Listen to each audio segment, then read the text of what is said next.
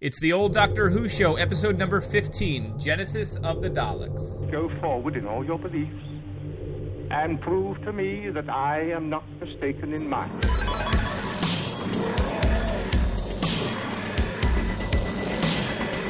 You couldn't control my mind before, and you certainly can't control it now. Would you like a jelly, dear? The TARDIS, when working properly, is capable of many amazing things. Because the polarity of the neutron flows, the TARDIS would be free of the force field. Well, the TARDIS is more than a machine. It's like a person, you see. Resulting reaction is fighting. Are you ready?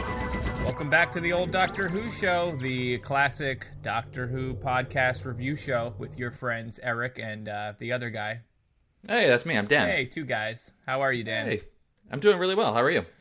I'm good. We've got some stuff to talk about, I guess, today, because last time we met together, Yep. the new show premiered. The new Doctor Who show premiered. Mm-hmm. Opening episode was a Davros one about Genesis of the Daleks, essentially. But there's been a number of episodes since then.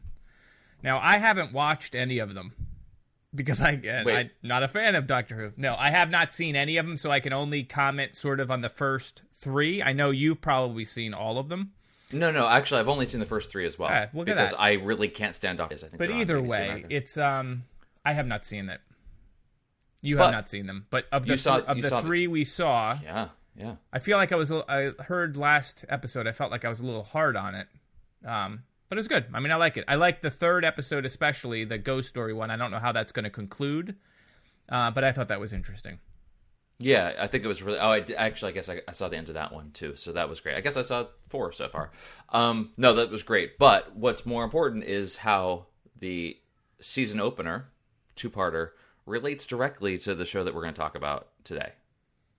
Yeah, you get to go back... essentially, I guess it tackles the same question of if you found a baby Hitler, would you adopt the baby Hitler and give him a good life so he wasn't a bad Hitler? That's never an option. How come that is never an option? I was just going to say that is never. Do you kill it or maybe just be nicer to baby Hitler than his parents probably were?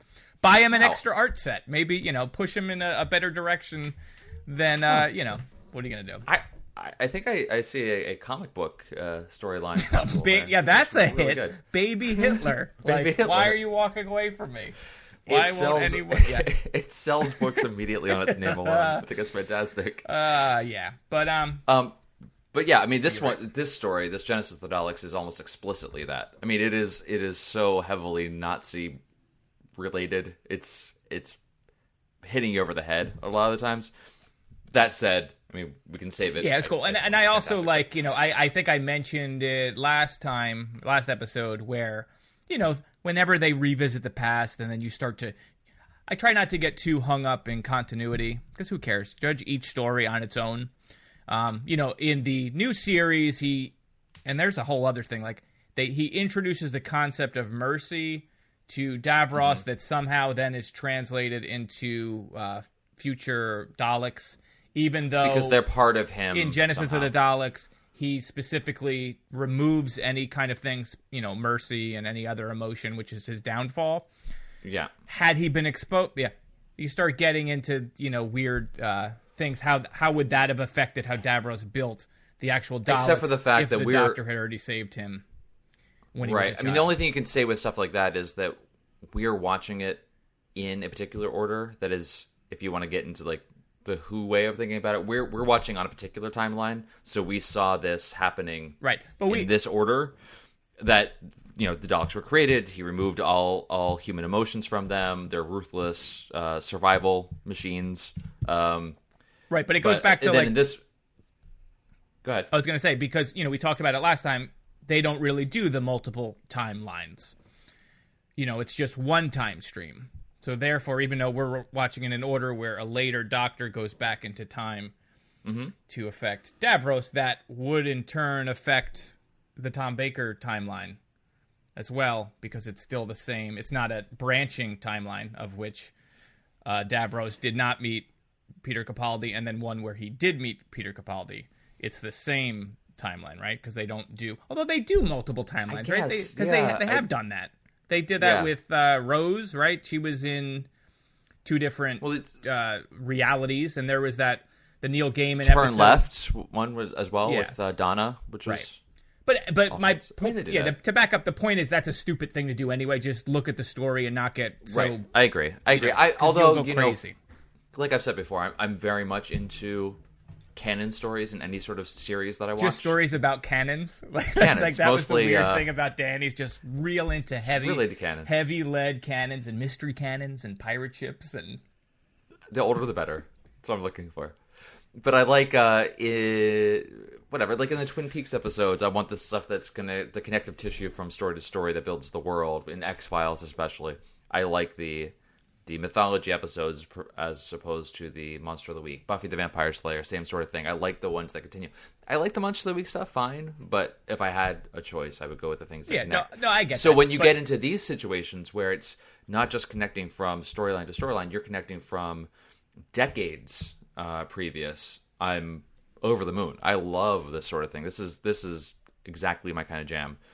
Which is to say, this is probably one of the best Doctor Who stories I've ever seen. Genesis of the Daleks Across, you're talking about. Yes. Oh yeah, yes, it's amazing. definitely. Across the New Who from 2005, across everything, one of the best stories in terms of writing. I think the writing is so solid. Hold on, pause. I want to jump into it. I was gonna say, get into we it. might as well just jump into doing the actual. I got nothing else to talk about. episode. My life is nothing but dealing with training a dog right now. That's my entire life. Goddamn Bioshock Infinite. Oh, why? I finished it. It is a masterpiece. No, In terms you're of wrong. narrative, you haven't played it. You played like an hour. No, I played a good 5 hours of the game and did not. No, more than that. Probably I played several sessions. So You have 15 to hours, play and I did not the enjoy whole, as far as an artistic achievement. All right. In terms of narrative and politics and identity, it is amazing. It's Listeners, probably this is one the point of when Eric and I stop being friends. it's one of the best done. games that I've ever played. I'm just so surprised. We talked not on the podcast, and I think your whole thing was the screen was too close to you or something. There's something That's weird with the way it's displayed. Right. But no, it pulls me out. I can't get into the game. It's way back in the day, there was a split between people who loved Unreal Tournament and Quake.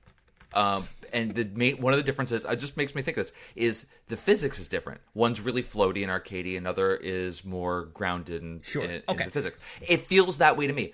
Nothing feels real. Everything feels floaty. The camera perspective keeps me out of the game. I can't get absorbed into it. Where you have a game like Last of Us that is incredibly cinematic, I'm immediately absorbed in that game. Even though it's not even a first-person shooter or third person, I'm more absorbed in that than I am in. But your hold-up is the technical one. Right? I mean, yes. it's the gameplay. So therefore, I can't even appreciate anything else. The gameplay is fine. What I could say the gameplay was very much the same as the first one. How do you not appreciate the art direction and the attention to detail and just the way that they present the story and it unfolds? I don't want to spoil anything because I think you're not spoiling a thing. How far did you get? I don't remember. It was this was 2 years ago, 3 years ago. Did you get? I don't want to spoil it for any. All right, so listeners, we're going to jump off this, but this is a high recommend for me if you can find it. I very rarely play video games, so I've had this game on my hard drive for 3 years. It came out in 2013 or something, so 2 years. It's amazing. Dan is not a fan, so I want to like it. I loved the first one. I even played the second one and it was okay. It was fine. It had its problems. I was very much looking forward to the third one before it came out. Good. But there's something. All right, you know what? I'll go back and play. I haven't been playing anything recently anyway. Maybe I'll go back and play that. That's not going to happen. It's not going to happen. You're not gonna play it. No. I just wish that. I actually don't even know where my Xbox is. I wish that the interface or the gameplay worked for you, because I feel like you're missing out on the story and the writing and the way that they did Elizabeth, the character, was so good.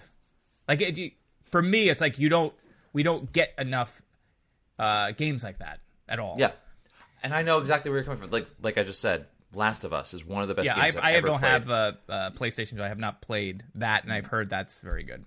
It is an incredible story. It is so well acted. It is absolutely gorgeous. Not just in a ooh, look at how great the graphics are, but just in an atmospheric way. It's an incredible game. Now, is that Amy Hennig from Uncharted? I think so. I think that's right. Yeah, that's right. I think so. She is awesome. Like, I remember I was a huge fan of the Soul Reaver games, which she used to write. Yeah, I've heard that's a great game, and eventually I'll. But it's that style of game where it's like it is not just the gameplay and mechanics; it's the story as well. Is just so well done, and you're right. We need more of those. I mean, another one that's just kind of epic in its scale is something like Candy Crush, where I'm just blown away. Wow. All right. On that note, dear listeners, we are going to get into everybody. Genesis of the Daleks. Let's go back to the beginning, to the Genesis. Imagine that, and then all of a sudden we're just talking about Genesis, and it's just like, I cut right now into Phil Collins, some smooth-ass Phil Collins stuff. It's not Peter Cetera. It is Phil Collins, always and forever. All right, so here we go. Let's hit the machine here and travel back to Skaro.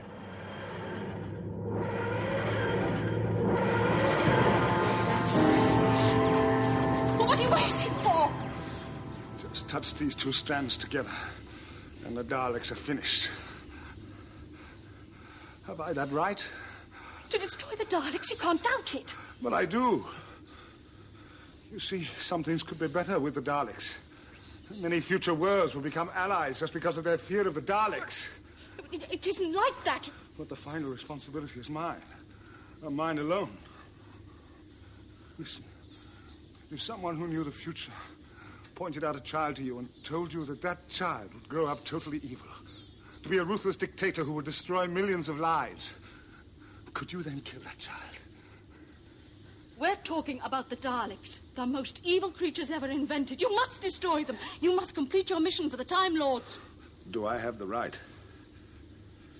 Simply touch one wire against the other, and it's it. The Daleks cease to exist. Hundreds of millions of people, thousands of generations can live without fear, in peace, and never even know the word Dalek. Then why wait? If it was a disease or some sort of bacteria you were destroying, you wouldn't hesitate. But if I kill, wipe out a whole intelligent life form, then I become like them. I'd be no better than the Daleks. Okay, this is Genesis of the Daleks, 1975, Dan. This is written by Terry Nation, one of the greatest names in history. That's true, but also one of the greatest writers. I love his stories. And David Maloney is the director. Quick synopsis here, or an intro. On a return trip to the space station Nerva, the Doctor and Harry and Sarah are intercepted by the Time Lords and sent to the planet Skaro. And they send them back basically to the creation of the Daleks in the hope that they could stop Davros from creating these monsters, or learn a weakness or something they can use later and exploit.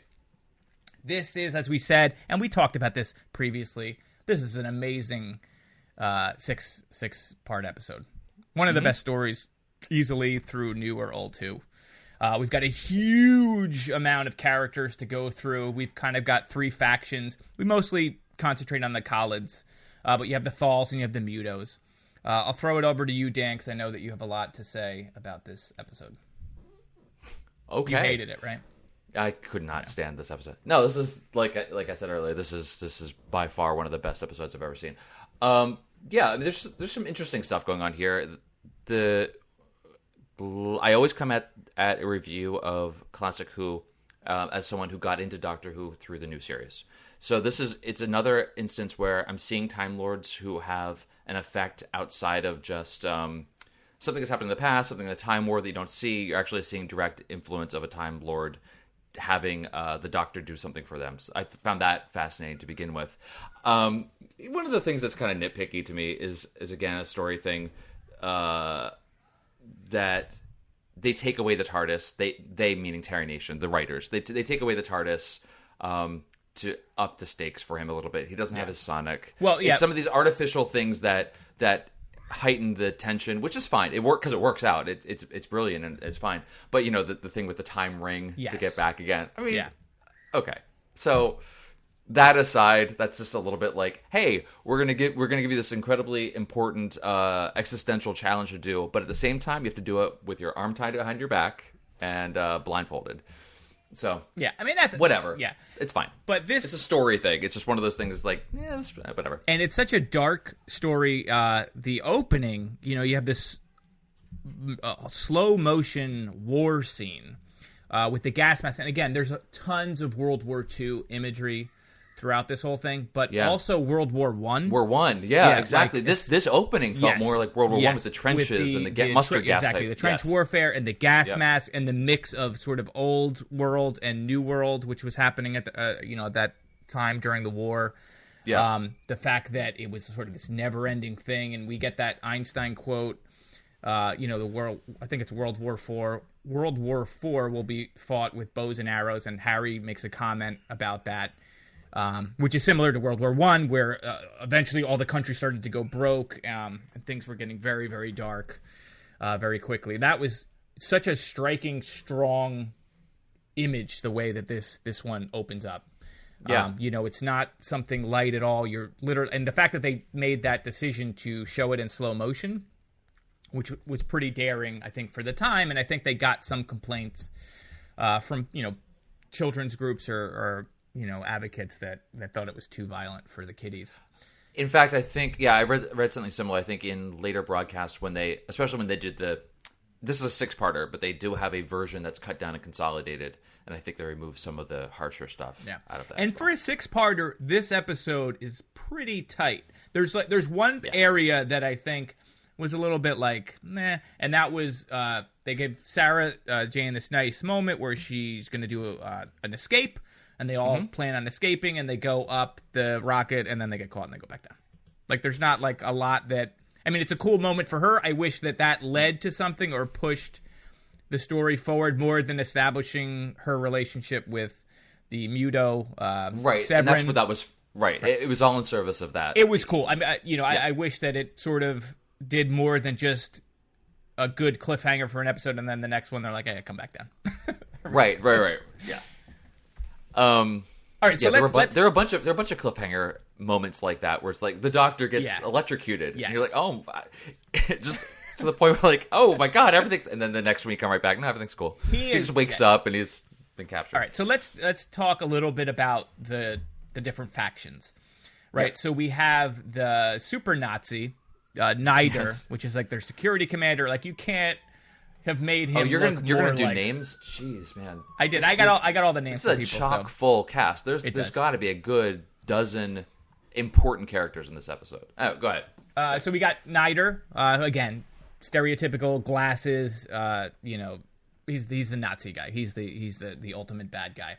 Davros' right hand man. Oh, this is Himmler. This is okay. Yes. Yeah. General Raven, who was an interesting character. That's the guy that was the young general, recently promoted. He's like a monster in the beginning. He's like, well, use their bones for bullets or whatever. Yeah, he's a very young Grand Moff Tarkin. Writers, he'll use their bones for bullets. You can, if you want to take that. But he becomes sort of an ally later on, which I felt was a sort of an interesting, strange twist because he's so awful in the beginning. Well, they did that throughout. Yeah, I agree. But as Davros' plan becomes clearer and things start going off the rails, you start seeing all these characters start coming around. Right. A lot of people have changes of heart and have a conscience, and some. Yeah, I really enjoyed that actually.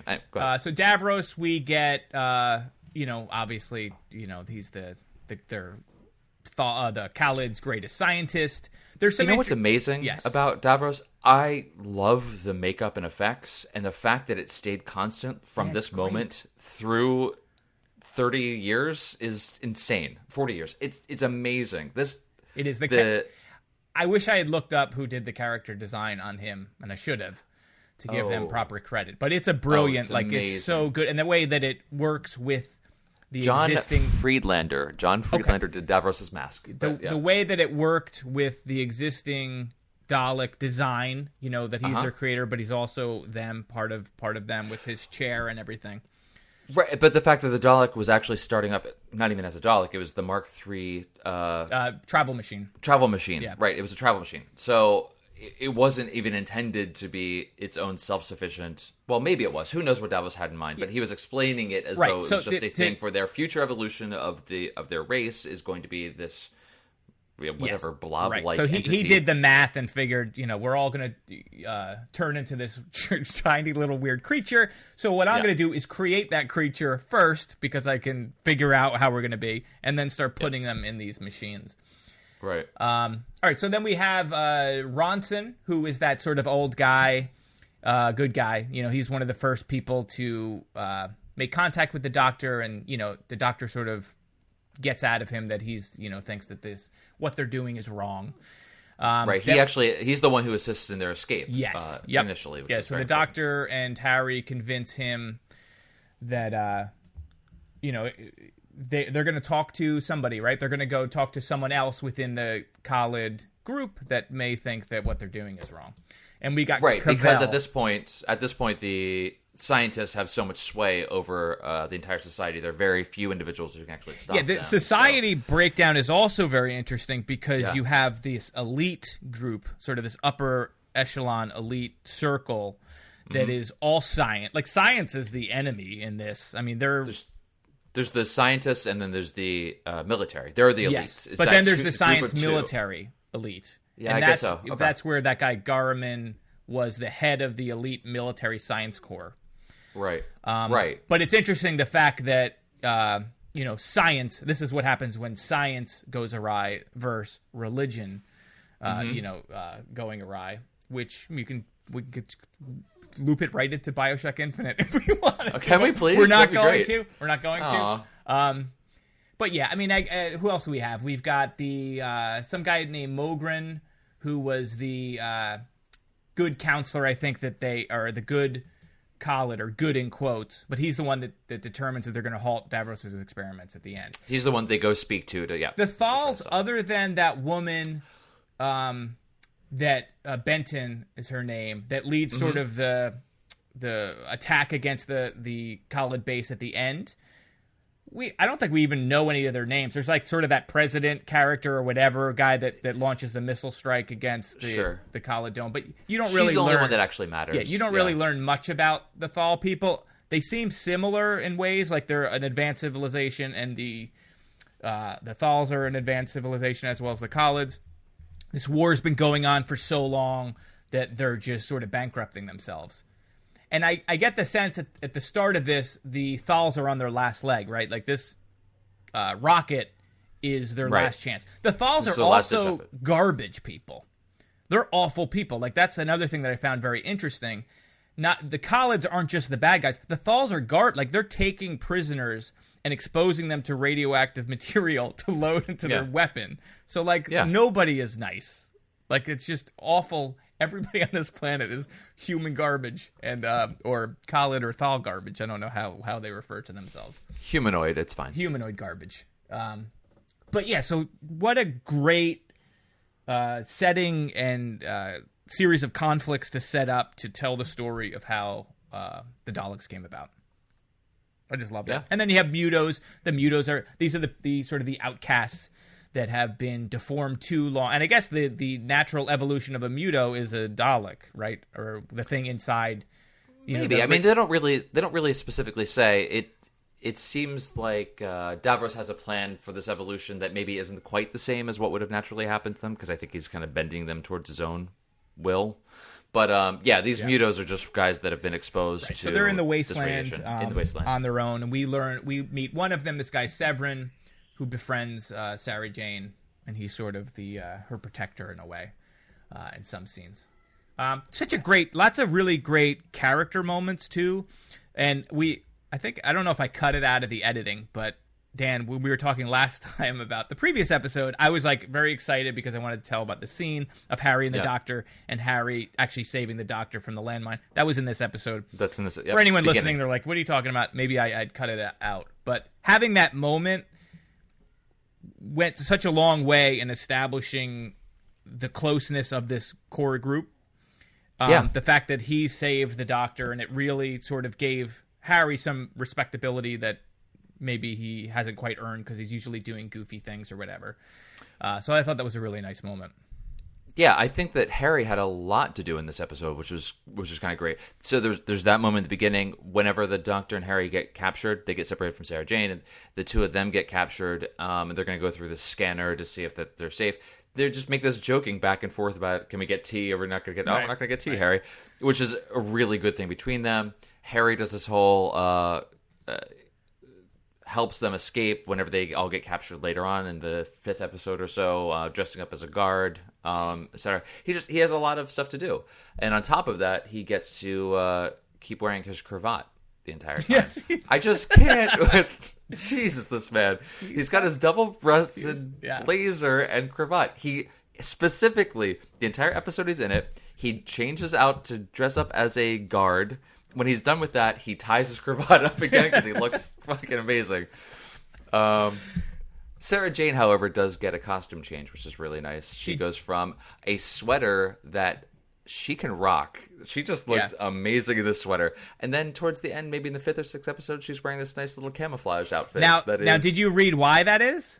No, why? Okay, because I loved it. I absolutely love it. She's wearing this like huge buckle, like camo pants. She looks great. The next episode, which is Revenge of the Cybermen, I think they may have shot that first, and she's in that outfit in that episode. So they were like, we have to get her in this outfit. So they just wrote in the script like they would hand her that military garb, and she would put it on. So the next episode, she would be in it. But Harry, you're fine in your blazer. You're okay. He looks so dapper. It's fantastic. Oh God, yeah. And the Doctor's wearing his hat in this one, which towards the end, which is really nice because that's kind of how I think of the Doctor with his big scarf and hat. Yeah, and we get a nice pull out your pockets gag. Of course, when the Doctor so I guess to back up a little bit, so the Time Lords intercept them. They give them the ultimatum. This is what you need to do. It's as if, somebody reaches into a bag and pulls out, Sarah Jane gets separated, because that's always seems like we're going to always separate Sarah Jane. She gets separated, and the Doctor and Harry end up with the Collins. Yeah. So we get that whole, you had made a comment before about how he sort of always has things on him. They do like an empty your pockets, and I think he's like, well, this is going to take all day or something, and he's just pulling out these... ton of ridiculous and items. Chunks of rock. Yeah. Of course. So what else? We got dead guy on the wall gag that they've done in the Time Warrior, where they put the dead on the wall to make it look like on the wall. Yeah, their numbers are greater. Yeah. I mean, I don't know that I really care to go through a lot of the chronology because there were some amazing moments. When the Doctor decides that he has no choice. He's not going to be able to convince Davros. He's not going to be able to find any other way to stop the Daleks. He has to actually destroy the Daleks' the incubator organisms. Yeah, in the incubator with this like C4 looking stuff, which apparently they're just keeping all the supply closets. So he's standing there. He's running the wire, and he just has this long exchange with Sarah, which is amazing. It is the great scene. It is absolutely the. If you ran into Hitler as a baby, blah, blah, blah. It is that. It's just, it's so well done. Because Sarah, they're both right. They both have a point of view that is right. Yeah. What I love, too, about that is his connection that all the good that came of all the bad. The fact that all these other factions or countries or planets or systems or whatever that may have already, may have been at war with each other, have been brought together, and it's generated peace as everyone fights against the common enemy, the Daleks. And when you take that out, then what happens? Like, taking away the Daleks doesn't necessarily make the world better as much as you would think it would. And I thought that was such a great speech scene. Like, that was I love that Sarah says, to the Doctor, says, why would you wait in blowing them up? If it was a disease or some sort of bacteria you were destroying, you wouldn't hesitate. I mean, because they really are this sort of virus, and she doesn't see them as being intelligent in any way at this point. But that's the Doctor's kind of line he won't cross at that point. It was great, and you also that was great. Yeah, that was great, and you also have like a 9/11 style Davros conspiracy thing going on too, where he allows his own people to be destroyed by weapons. You have that whole, hey, it's not going to be a old Doctor Who podcast without me bringing up some kind of reference to 9/11 truther. Truth or conspiracy. And for the record, I'm not one of those people. Oh my god! But that's what he does. Like he's like, it's pretty much the thermal. It's like you the could have same. just said a conspiracy without calling out the 9/11 Because it's truthers. all connected, my friend. Because they're talking about, like, literally, they're like, it's the thermite paint or whatever that they're talking about. Okay, that aside. So he releases I could have said, because people said it about Pearl Harbor. It's a Pearl Harbor Sure. conspiracy where we Sure. needed to go to war, Well, that's fact. Yeah. Sorry. So, I mean, it's like such a dark episode. Like, there's, like, no moments of hope in the whole thing. Yeah. Even at the end, it's not that they saved anything. Maybe they delayed it 1,000 years or whatever. That's what he says. It's delayed by 1,000 years. Yeah, I mean, what I like about Davros in this, like you're saying, he's not just this evil scientific genius. He's a tactician who's playing 4 or 5 steps ahead. Yeah. He's going to go ahead with this, whole vote of democracy. Do they want to follow him or continue or blah blah? Just to play it all out. I mean, the fact that no one saw Davros saying, okay, let's all get in a room together and we can vote and I'll present my side of the argument and you guys can present your side of the argument, and when we're all done, I'm just going to send in the Daleks and kill everyone. Even the doctor was just like, yeah, that sounds good. All right, let's just do that. Everyone that's elite, let's go into one room together. Well, this is the same society that has like a panel that has 2 big buttons that say fire and destruct. That way you don't confuse them. Yeah. Davros makes the worst buttons. I wrote that down. He has one that says total destruction, and on his conveyance, his ambulatory machine, there's just a button for the life support. Yeah. Just right there. The one that because you're going to want to flip it all the time. Don't hit that one. Don't hit that one. Oh, yeah, for a scientific genius, he's a dumbass when it comes to buttons. And speaking of dumb, like the fact that Harry almost steps into a giant clam, I think twice. Oh my god, those giant right. clams are amazing. So Davros has been experimenting on these, I guess, animals prisoner. first. It starts with animals, and he's moving around, and every time he does something, and it's not quite what he wants, he throws it like in the sewers or in the tunnels. So of course our heroes end up in the tunnels because that's how they're gonna the secret tunnel that goes right to the enemy. That they don't know it's there. It's like the trapdoor is right in the middle of the floor, and like nobody figures out that maybe you should lock that if it's connected to your enemy city. Right. But anyway, Harry keeps falling into these giant clams.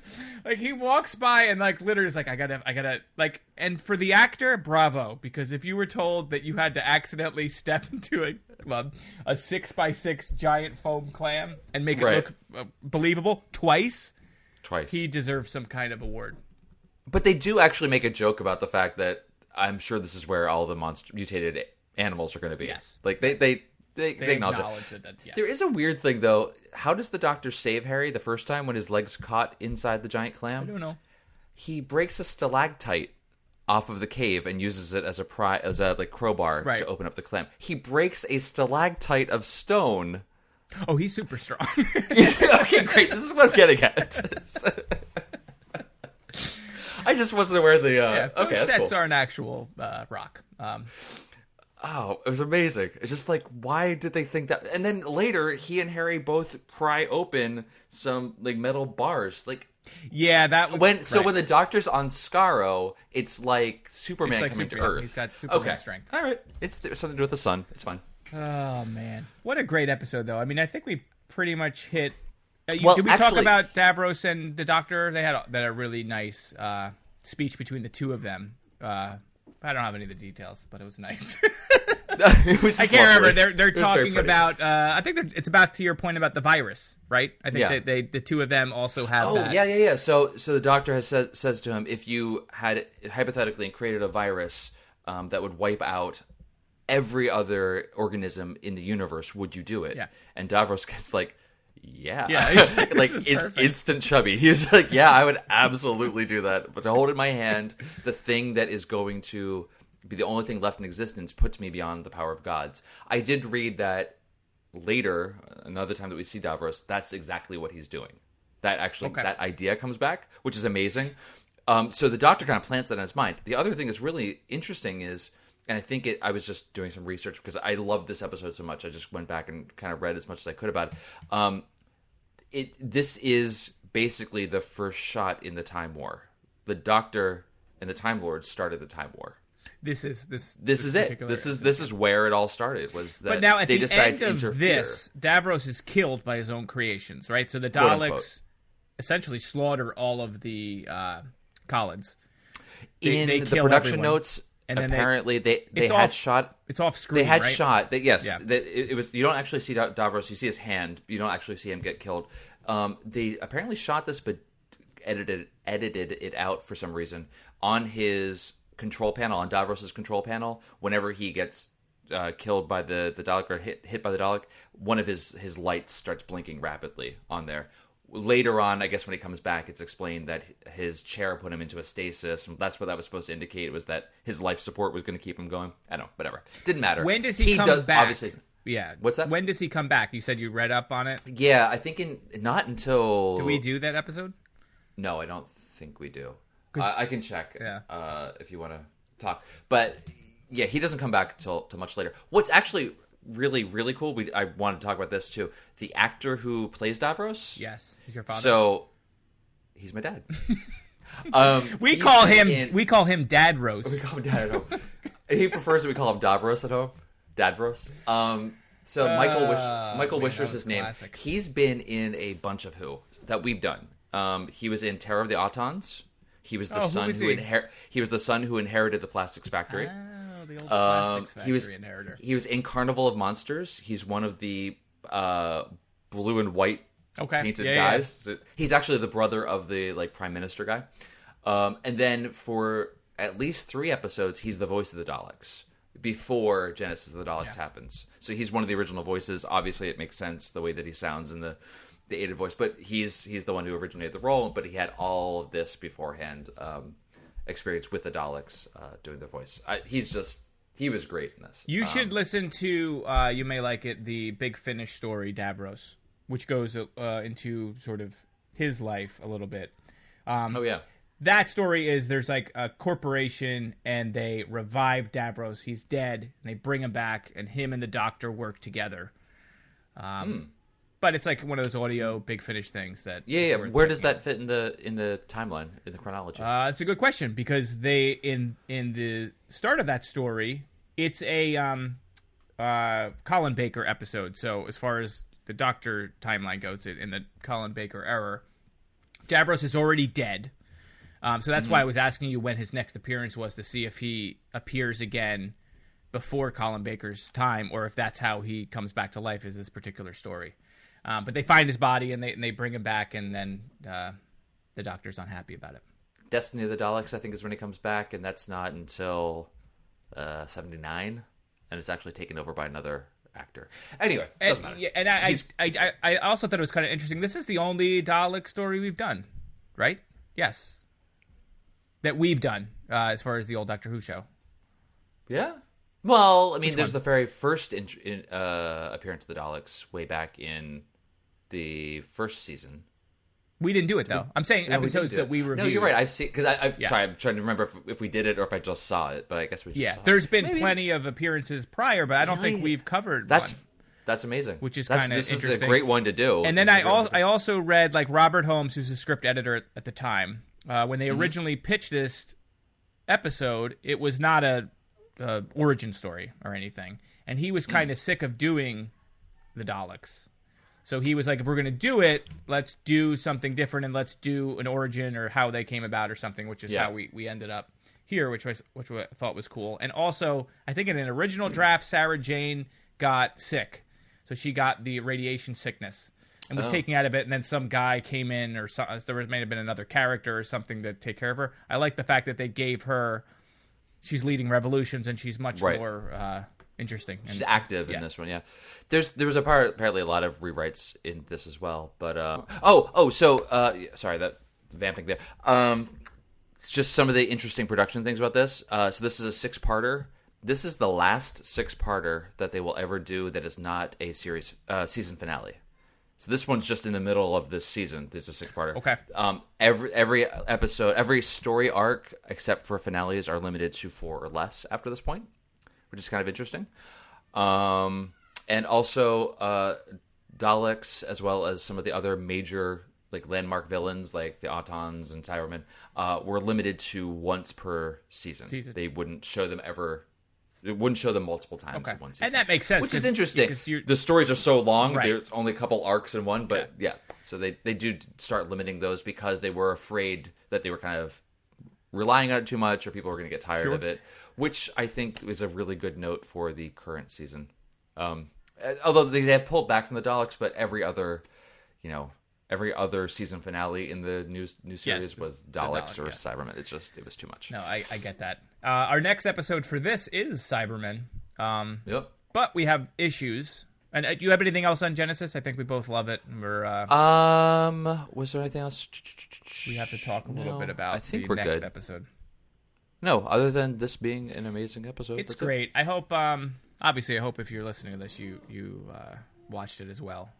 I watched mine on Hulu because I caved and bought Hulu or subscribed to Hulu. Did you buy it? I did. Did you get it with the ad-free? I got ad-free. Whoa! I love Hulu. Like, I was like anti-Hulu. I do you too could, as well. You could like, I would be like, who wants Hulu? This is garbage. I don't want Hulu for because of commercials and everything else. But it's like you get just about every episode of Doctor Who. You have like all the Alan Partridge that you could want. Then I found like they have all these Criterion editions of movies streaming. So it's like I would highly recommend that to anyone that's a Doctor Who fan and wants to get into the classic series. It's like a no-brainer. I mean, for even with the ads for was it $7.99 or $8? $8 a month. $8 a month. It's for me. That's I get it with. I watch the commercials. It's fine. They're a minute and a half tops. Right. So I was it's buying Doctor Who stories, so I'm actually spending less money getting this anyway. I mean, I know I'm not owning them, and that's something for me to deal with. But it's been great. So that's how I was able to sort of watch this. And I went to watch the next episode. It's not on there. And not only is it not on there, it's not available on iTunes, so I couldn't buy it. It's not available on Amazon to buy. The only way to get it is a DVD. Now, I've heard it's not a very good episode. Like, anytime I've read a review or looked it up, people say it's sort of, especially compared to this season, because this season's been amazing. Yeah. You've got Ark in Space. You've got Genesis of the Daleks. Like, it's top. Centauran Experiment was great. They're all And so I've heard it's kind of a huge letdown to the season. Regardless, I'd love to still do it so I can cut it. I mean, we could. What we could do is because these things. Well, what I was going to say is the licensing deals come back around. I would rather watch it in a way that the listeners, you guys, are able to watch it with us, and I want everyone to go out and buy the DVD because that's ridiculous.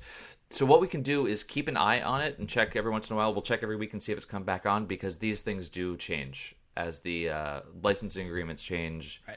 They rotate. It seems so odd that like this one of all of them is not included, and I'm just wondering if it's because they just haven't gotten to it or because it's not good and they're like, let's not put our energy into. There's plenty of not good ones that they had put on, so I don't think that's the case. All right, so but it might. You never know. It might come onto Hulu. It might come onto Amazon Prime streaming. Fair enough. Anywhere, so next time we will go to the next episode. So now I have to just check here. So we're gonna jump up to Pyramids of Mars. That one's so good. All right. And that is actually available at this moment. It's available on Netflix and Hulu. Yeah, so for all of you Netflix fans that don't have Hulu, as Dan said, you can get that there. Maybe if I can get a copy of Revenge of the Cybermen, because my friend has it on DVD, I may borrow it. I may watch it, and maybe we can talk about it a little bit in the opening. So, friends, the next one we're going to do is Pyramids of Mars. This one's going to go up on 10/28. So, calendar fans, get on there. 10/28 plus 3 weeks. Dog, I'll cede the floor to our canine friend. Are you waiting for it to happen? Right. No, it's not going to end. Anyway, all right. So to anyone that's let's do that. Yeah. So anyone who has already watched Revenge of the Cybermen or whatever, apologies. I may talk about it in the beginning. If you have watched Revenge of the Cybermen, why don't you do the podcast for that one, and we'll just put it into the feed. Yeah. And we'll go on from there. That'll work. So, we had a listener suggest that we buy the DVD and give it out. That's not going to happen. Sorry, Chuck. So I may watch it and talk about it in the beginning. Dan, if you want to do the same, if you're able to borrow it or whatever, because my friend does have it on DVD. I'm just interested to see how they wrap it up because it does connect back to the Ark. That being said, That We'll being just said, rip it's supposed to be a week episode. We don't need to waste. We'll our rip the time on it. DVD. We'll put up a torrent. It'll be linked on the You Doctor are Who a show. monster. I'm just You are kidding. worse I'm kidding. than the I'm Daleks kidding. that we. This is true. All right, Pyramids Okay. of Mars is next. We Pyramids also of Mars. have a little bit of thanking to do because we did get a review from Kevin, right, Dan? Yeah, Kevin Scruggs, thank you so much for your 5-star review. It says guy. great stuff. Great stuff. Keep it up, he says. Kevin, right back at you. Keep it up, does buddy. Kevin have a website or anything that's on the review? I didn't Are you allowed check. to do that on iTunes? It's linked to a whatever fake account you can make. All right, whatever he's account got you a want fake for it, so account. Good Who job. knows? It might be my mom. So anyway, if you're out there and you want to be like Kevin, because I know I Who do. doesn't? Leave us a nice review. Leave us stars. I think you can give us stars without actually writing anything. Is that true? I think you actually have to write something. So they you have to have a headline can they and a little stop something. that because people don't always want to write something. You know what I whatever. mean? I like to just do stars. I write all the time, and I don't want to write a review because then you got to figure, what am I going to write? Am I going to look stupid? Like, again, things that I have to deal with on a daily basis. So anyway, if you can, star us, write. If you want to put a space, maybe you can just put a space. Also, Or you can tell us actually what you think about the show, the things you think we're doing right, the things you like. Okay, If you or don't do- like or some that. stuff, you can just tell us that too. Or I don't that. care. Feedback is always good. Again, if you go to the old DoctorWhoShow.com, click on schedule, you're going to see what we've got coming up. As we said, Revenge of the Cybermen is currently listed. Now we're going to take that off. We'll move that around. Pyramids of Mars will be next. If you want to reach us via email, which people have done, and thank you for contacting me via email. I'm not going to read who contacted us via email. We got a couple of emails. That's weird. But that's like a private thing. I feel like, if you Yeah, want I it wouldn't- public, That's fine. It's fine. iTunes Do it on the private iTunes. emails is the old Sure. Doctor Who show at gmail.com. You can Yep. find Dan on Twitter at I'm at DanJNJ. and me at E Grissom, and that's it, right? Thank you for Yeah, that's listening. it. I don't have anything else. Nope, that was great, guys. Did we have anything else we wanted to save for the end? No. Okay. That was Aces. great. Genesis of the Daleks. Let's get into it.